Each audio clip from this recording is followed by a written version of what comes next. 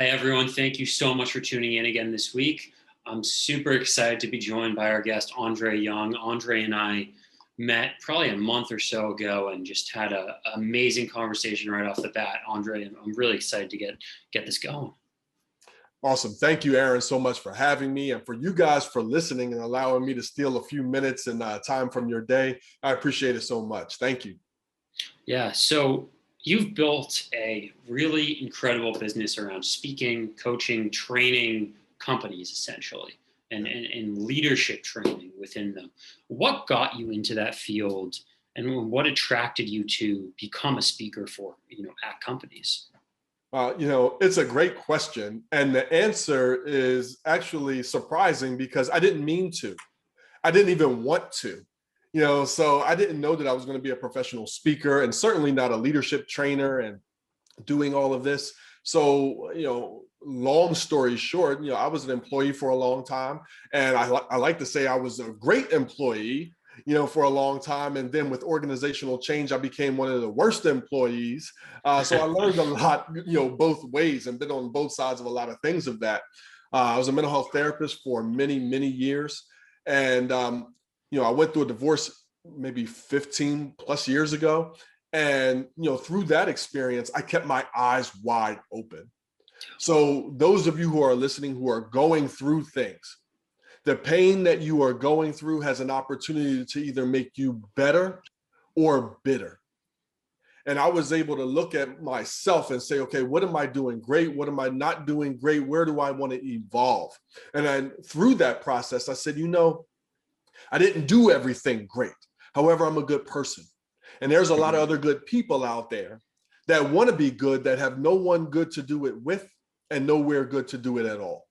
So I started randomly an organization for men in my home. It was in my living room, and then it kept growing, growing, growing. Fast forward, women wanted it. So we had a women's division. Then I started doing it for the youth and college campuses. And then I said, I want to make this a business.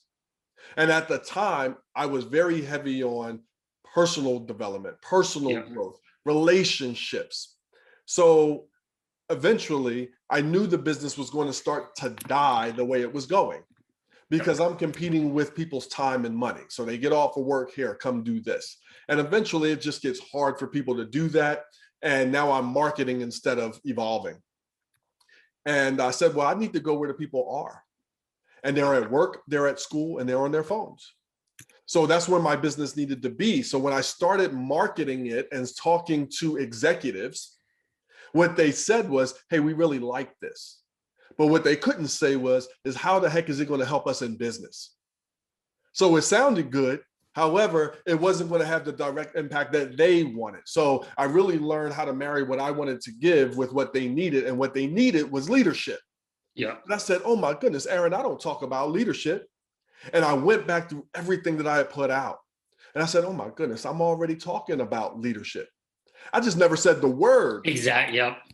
So once I added the word, everything just took off. And of course, over time, over years, it's become very much more on personal leadership, number one, but also how to effectively run a team, an organization, people day to day, yourself and others.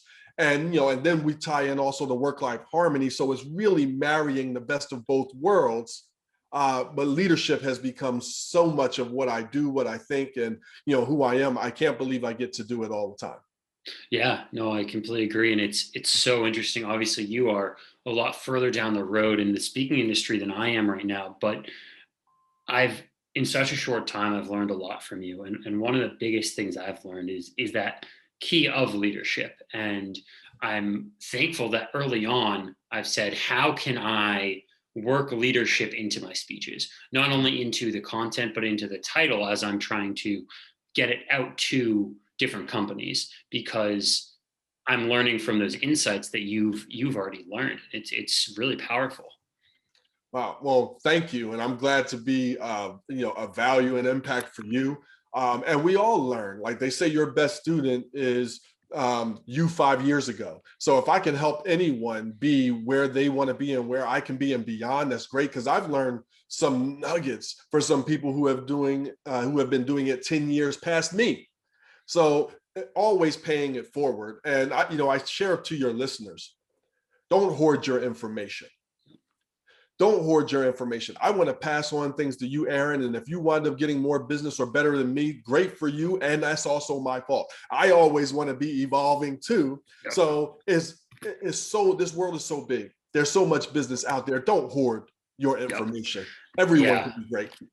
It's so interesting when people are like, oh, I'm not going to tell you this because I don't want you to pass me or do better than me. It's like, there's so much success out there. We can all win. We can all have success. You don't need to corner the success for yourself. Like, I want you to win. I want me to win. I want everyone I know to win. You don't need to just focus on yourself.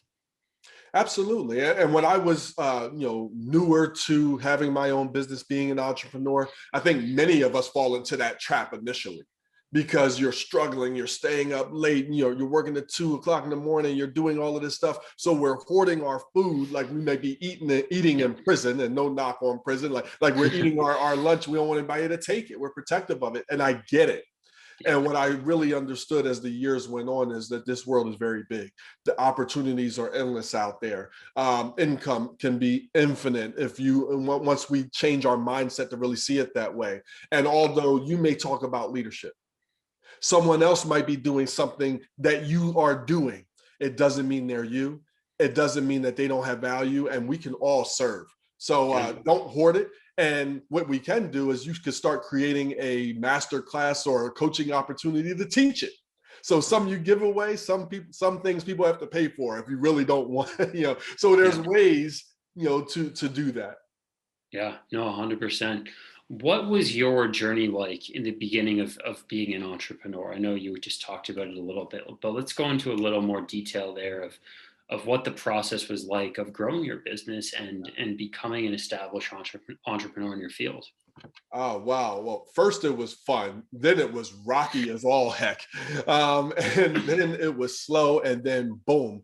And that whole adage of it takes 10 years to be an overnight success, I really couldn't echo how true that is. 3 weeks ago on LinkedIn, I got all of these congratulations on your work anniversary. And apparently it was my 10-year anniversary. I didn't even know. And I was like, wow, it really, so when I first started my path to an entrepreneur, like I said, I didn't even want to do this. This was a calling. It was a passion of something that I wanted to put out because I went through it and I wanted to help other people going through it. And I honestly wanted to be like the hair club president and member. I didn't want it to be a business. 3 years after I started it, I say, you know what? I do want this to be a business. Still, I was okay with this being a part-time thing, that if I could just make part-time money, I was okay with that. As the years passed, okay, so now we're making a little bit in part-time money and okay. Then I hit a point, and you may hit a point as an entrepreneur where you say, you know what, this is it. And I said, this is what I want to do solely and for the rest of my life. This is what it is. So now the pressure comes because the job that I had was very intensive. I was in a leadership role, so your hours are stretched, you're stressed out. I had 3 kids at that time, now blessed to have 4. I had 3 kids in 3 different schools. Everybody's going in a different direction. So now my time is full-time this, full-time that. I want to make sure I hang out with my wife. And now I'm staying up from 10 o'clock to 1:30 in the morning, making sure that I'm doing and building the business.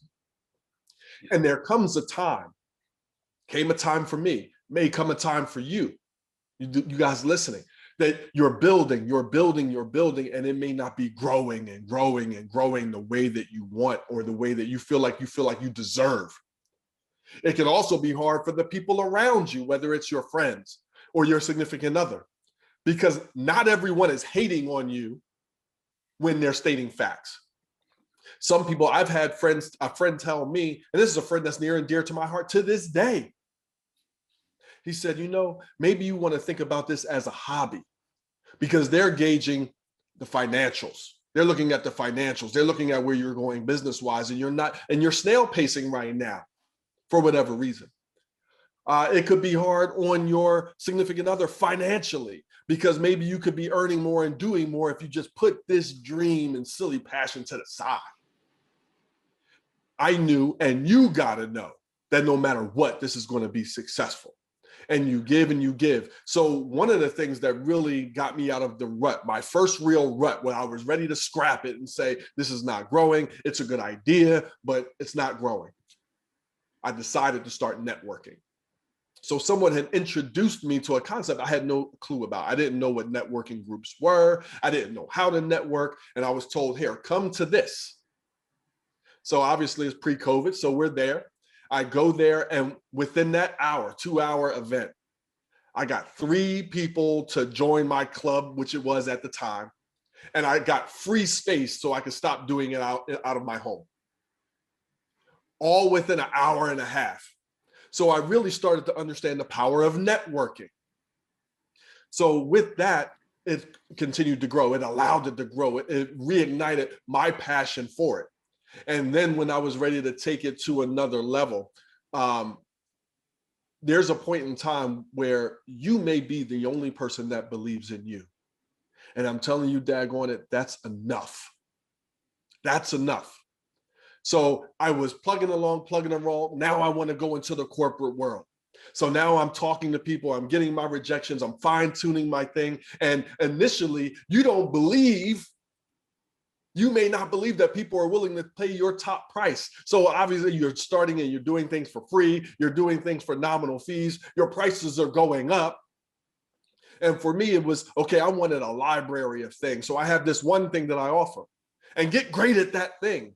And then I started to sprout, something that spouts off of that and spouts off of that. So now I have an umbrella of things that people can choose from.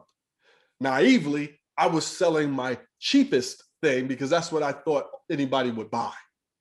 Yep.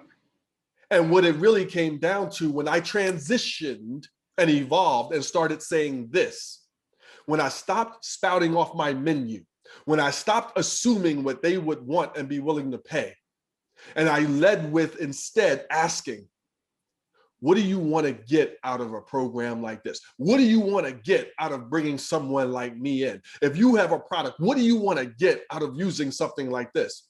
Yeah. And then we be quiet and listen. They'll tell you all their pain. And now you don't have to spit off and ramble off your menu or your product list for a half hour. Now you just match and or customize.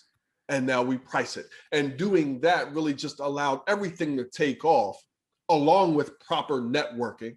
And I've evolved the way I've networked over the years and, and different things that you've added. But that was my process. It was a complete accident, didn't want to do it, started doing it and loved it. And then it got rocky as heck as you start losing your initial clientele. Now, what were they here for? What do you want to give? Is it matching what they need? And once you can marry that professionally and personally, life gets great in both areas. Wow. That's powerful. That's incredible. I think that so many people do those things that you were saying. A, assume what others want, and B, undervalue themselves. Mm-hmm. People do it all the time. They think that, oh, I'm just starting out, I need to do this, I need to give all these options. Whereas no, you need to have a set thing of what you're offering, and you need to go in and figure out what they want, what can best suit them. Right. And too many people go in with that kind of menu option, like you said. Oh my goodness. And because I could rattle on my menu for 45 minutes straight if I really wanted to. From start to finish, I could rattle. Nobody wants to hear all of that. Nobody wants to hear you say it, and you get tired of hearing yourself say it. So it really is. I love how you said it so simply. Have something that you're great at. Ask the question. And if that fits, great. When that fits, great. Yeah. Easy peasy. When it doesn't, customize it. Exactly. And now once that customization now starts to becoming products of their own. Yeah, 100%. Like when someone asks me, hey, Aaron, what do you talk about? I say, well, now I changed it because of your advice with the leadership, but I say, talk about leadership, overcoming obstacles, and turning your disadvantages into your advantages. And if that resonates with them, awesome. If for some reason it doesn't, then I say, no, great. What can I do with that speech to best fit your company, to best fit your team, to have you get the most out of this session? Absolutely love it. And they will tell you. And honestly, sometimes every now and then you'll see that person's eyes kind of roll back in their head a little bit because they've never been asked that. Yep. They've never been asked it. And now you are even more impressive to them because you're making them think. And now you're addressing their specific need. And now it all comes down to obviously timing and budget. Timing and budget is everything. So now we're on to that. They already love it. Timing and budget, and off we go. So Yep. that was a process that took really years to learn, a lot of trial and error. And it's been something that you upgrade your process all the time. Leaders Yeah. always upgrade their process. Yeah. So that's the joy of it, watching where you've come from to where you're going, to the places you can go you can't even imagine. You can't even really imagine. Yeah. Where do you see yourself going with speaking and leadership training in the future? Is there a specific goal, or what is the path that you're going on, continuing to just speak at as many companies as you can? What is the long-term view? That's an interesting question. And I was just speaking with my wife about it, because when I was 40, I had a vision for my life at 45. And, I reached it. I was determined to reach it. And it really was as simple as have your process and marry it. So don't marry the path, but marry the dream. And you do your process consistently. And what I call vision and vision factors. Have your vision, but what are the 3 to 5 things that when you do them consistently, the vision takes care of itself? I did that. You do that all the time. Watch what happens. So now if someone asks me, you just asked me, what does my long-term vision looks like? I have no idea. And I'm okay with it, because what I do know is my vision is to be the best in the world in my space of leadership and work-life harmony. And I want to be wealthy in time and in money with ideas I create in the company that I run. Yep. I know the 3 things that I need to do consistently to make that happen. And where I want to be in the future is I want that work-life harmony. Yeah. Just because you can doesn't mean you should. Yeah. I am extremely honored to go into my inbox, my emails, and see that people want me to speak with them and for them and all of that. And I love it. I can't believe this is the life that I get to lead. So However, what are those 3 things that you mentioned that you do really well, that you focus on every day? my vision factors are: 1, I need to create great content. Especially this day of age, whatever product you have, unless it's Nike and people know it so well around the globe, Nike doesn't even have to promote. You just buy Nikes because you know what they are. Mostly your product, us, we are not like that. So create great content. And for me, it could be video posts, articles, blogs, books, programs. I create great content. Do that. Number 1, I need to network appropriately. How I used to network 5-10 years ago is not the way I network now. Yep. Okay. So I've modified, I've upgraded how I've networked. So I'm constantly in the face of the right people.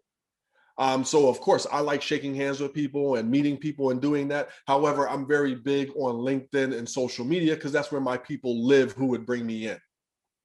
So I now have a process of reaching out to these individuals, but always leading with giving, not selling. Yep. So I network appropriately. And then the next thing, the third thing that I focus on is passive income, because it's hard to get wealthy without passive income. Yeah. So I've gotten very good, and hopefully you listening can get really good at trading your time for dollars.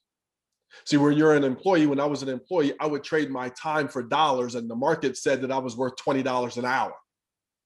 Nothing wrong with that. However, what I was bringing value wise, I know I was worth more than that.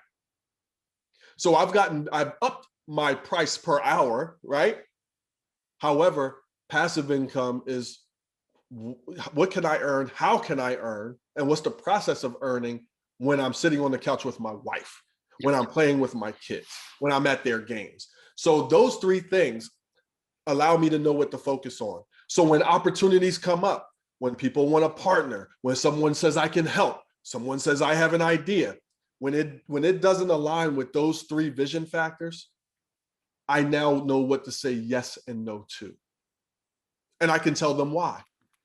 So that has really been significantly impactful for me because it allows a direction for me. And this works personally. Have your vision for your life personally or relationally. Know what the vision factors are. And now we can create habits that get us where we want to be. That's fantastic. Going back, I love one of the things you said is you want to be wealthy with, your finances and with your time. And I think Mm. that's so important because a lot of people trade one or the other. Yeah. They either have a lot of money but no time and they don't have freedom, Yeah. or they have a lot of freedom, a lot of time, but they don't have a lot of money. And there is a balance. There is a way to have both of those things. And when you can find it, it's so powerful. Well, and I would go a step further. It's creating it because like I said before, I'm blessed to go into my inbox, and it is so awesome that organizations and people reach out and say, "Hey, I've heard," or "I would like to," and I never want that to stop. Oh my goodness, it is one of the best feelings. However, just because you can doesn't mean you should. Yep. I didn't start this and do this so I would miss all of my son's football games, not be able to spend time and be on the road all of the time, wind up divorced again, not be able to visit my son and my daughter in college. So it's okay to say, hey, listen, I appreciate that this time, would work. Right now, I can't do it. I need to be doing something here, or I have a prior engagement with my family, or I'm already booked that day. So instead of trying to squeeze and jam pack, now some trains of thought would say, I want to squeeze, jam pack. I want to get all the money I can and do all of this stuff while I can, while I'm hot right now. Look, when you're doing it right, you can be hot for the rest of your life. Yeah. You're valuable for the rest of your life. So now when I say, listen, I'm booking my schedule for the back half of my year and in 2022 right now, this is the time I have available. It can make sense if I choose to explain it, or you don't have to explain it because you're that exclusive. Yeah. So are there months where I'm more heavily loaded than everything else? Yes. Are there months when I'm not because I know my son is a quarterback and August and training camp is so important for him and he needs me there more? Yep. So August is light for me. And I won't let anything impede with that.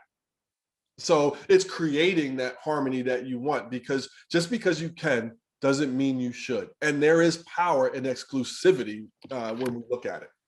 That's awesome. That's an incredible statement there. Wow. Wow. You recently came up with a book. You said, what talk about that a little. What was the driving factors behind that, and how's that going so far? Well, it's been going great. The book's name is 7 Ways to Lead. So it's all about evolving professionally and personally in the 7 ways to do it. And, walking through the journey of leadership, because some leaders have been in positions of leadership for 40 years, but never want to stop learning, or maybe have effectively just become leaders. Just because you're in a position of authority doesn't mean you've been knowing how to lead. You also have brand new leaders, newly promoted leaders. So really walking through the journey of a leader's preparation, how to prepare to become a leader, a leader's confidence, a leader's gratitude, the daily things it takes to be a leader, how to take risks as a leader. And then really the last part, the self-care as a leader, the last part is the leader 7. And it's the 7 languages that your people need, want, and benefit most hearing from leaders. And leaders also enjoy hearing from their people. So as leaders, we need to be able to speak all 7. However, each one of your people have a top 1 or 2. So when you know their language, not guess their language, you're always leading with their motivation. And it allows us to effectively build, inspire, and lead. And then, it's amazing to see organizations I go back to and they say, biggest compliment I get, our people are speaking differently with each other. That is so because a boss to a leader, employee to a leader, a coworker to a coworker. When we know our languages, it allows us to lead in the way that best suits them, but also get your need met as well. So, and it's easy to use, because if it's not easy and common sense, face it, people aren't going to do it. Yeah, that's awesome. What advice would you have for a young entrepreneur, someone who's trying to break into an industry, whether it be speaking, whether it be any entrepreneurial business? What advice would you give to that person? Wow. The 3 things that came to my mind very quickly. Number 1 is start. Stop waiting for it to be perfect. Freaking start.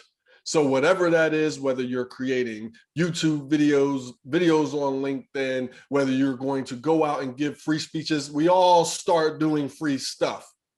It's a great opportunity to see, one, if you're good at it and what people like about it, because what you like about it may not be what they like about it. Whatever it is, start. And so once you start, you now are giving yourself an opportunity to start to get better at it as well. The more you do something, the better you'll get at it. The next thing that I would say is you want to be able to network appropriately, because you could start something, but if people don't know that you're doing it, then it really doesn't matter. So you want to engage, not just sell. So, how many times have you scrolled Facebook or LinkedIn or Instagram and saw an ad, clicked it and bought it? It's rare. It's rare. So you want to give information, don't hoard all your stuff, share, engage. The whole goal is for people to know who you are, enjoy what you're giving, and then connect without selling. And then it's amazing what happens. So first start, and then develop a process. Whatever process is going to do, start it, do it, develop it, and you'll fine tune it and evolve it as it goes and as it's necessary. The last thing, is really to believe in yourself. Mm-hmm.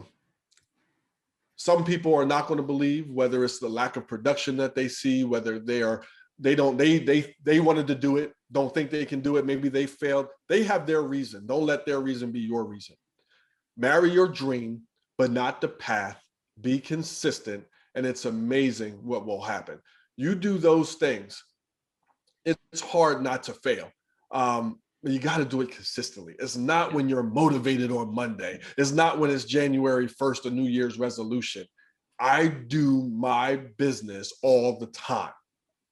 Now, I create breaks for myself. I have great work-life harmony. But I do something about my business every day. There's a list of at least 15, 20 things I need to do for my business. I take Saturdays off. I do 5 minutes of business on Saturday. But people shouldn't have to tell you to do your passion. Exactly. No, 100%. I love that. Where can everyone find you online? Where can everyone find you, whether it be to book you, whether it be to see your content? Where can people find more about you? Absolutely. There's a few different ways. One, my website. So youevolvingnow.com. It's YOU evolvingnow.com. You can also download my free app. So if you like that, it'd be YEN for You Evolving Now push. And you allow the notifications, and I can live in your pocket 4 to 5 days a week. And then lastly, LinkedIn, You Evolving Now, Instagram, You Evolving Now. And I'm very proud to announce that I have a master class coming out. So I partnered with a company called Elevate.ac. So Elevate, and they're based in London. And, they've done all of the production. We've put all of this together. And this week, depending on when you're listening to this, my master class will be available. And all of the leadership and work-life harmony things are there. I can't wait for you to check it out. I want to hear your biggest takeaways. And my email, I like to give my email out, is Andre, ANDRE, at youevolvingnow.com. I want to hear your biggest takeaways, questions that you might have. And I look forward to being a value and impact for you. Yeah, that's awesome. I really appreciate you coming on, and I'm sure my audience will as well. Thank you, guys. Thank you, Aaron. It's always a pleasure. I'm so happy to be on your show, and I wish you all the success moving forward. And those of you guys listening, much success to you as well. Thank you. Thank you so much for watching. If you enjoyed the episode, please like and subscribe, and get ready to watch the next video coming soon.